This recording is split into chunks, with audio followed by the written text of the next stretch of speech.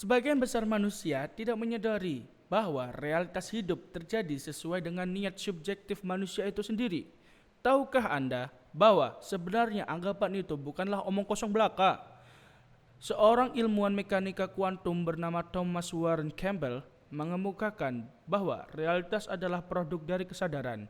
Berdasarkan risetnya, ia menyimpulkan hingga pengukuran dilakukan, maka realita, massa, dan partikel hanya ada sebagai kemungkinan.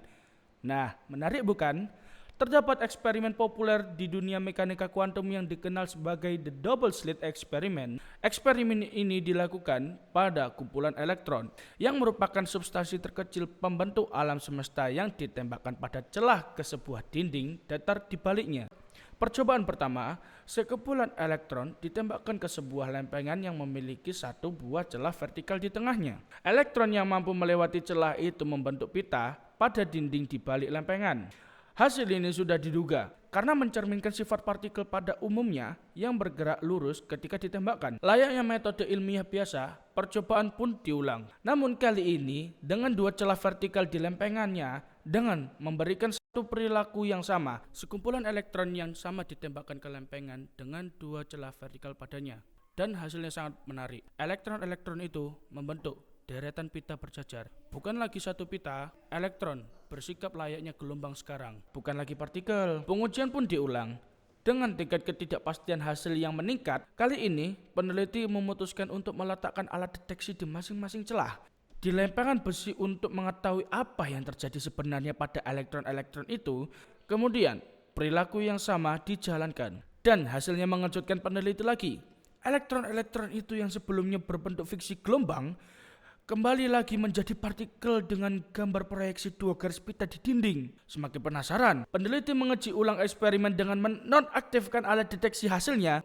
Elektron berubah lagi bentuk fisiknya menjadi gelombang dengan proyeksi dataran pita di dinding. Ternyata, keberadaan alat deteksi juga mempengaruhi bentuk fisik elektron.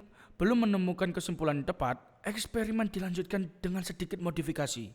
Alat deteksi pada celah dibiarkan aktif. Namun, peneliti tidak akan merekam proses penelitian tersebut dan tidak berniat untuk mengambil data dari alat deteksi itu. Apa yang terjadi?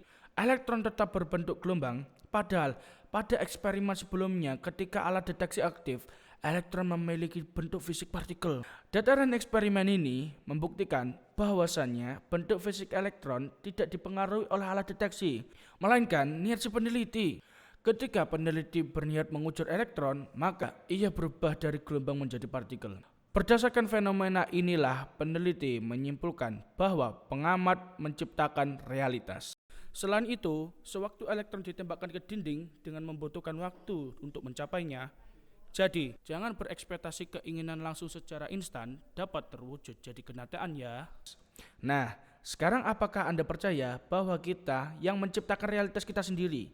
Ayo sama-sama kita belajar untuk menciptakan masa depan yang kaya, bahagia, dan melimpah uang-uangnya. Sekian, terima kasih.